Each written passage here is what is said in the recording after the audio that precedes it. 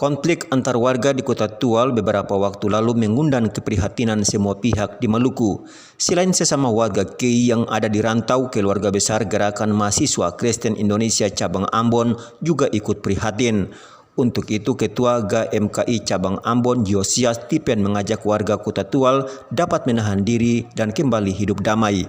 Maluku adalah laboratorium perdamaian dunia, sehingga dari Ambon kami mengharapkan agar bersaudara di Tual Maluku Tenggara bisa duduk bersama untuk bisa menyelesaikan masalah dengan kepala yang dingin dan hati dan rendah hati, agar tidak ada muncul konflik lagi antara bersaudara di Tual Maluku Tenggara. Sembari kami membersihkan lingkungan, kami menghimbau kepada warga masyarakat Tual dan Maluku Tenggara untuk mari kita berdamai.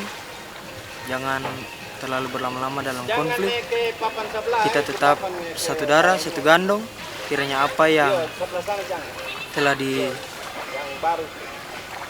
direstui oleh leluhur bisa menjadi persaudaraan cinta kasih bagi saudara-saudara kita yang berada di Tual dan Maluku Tenggara.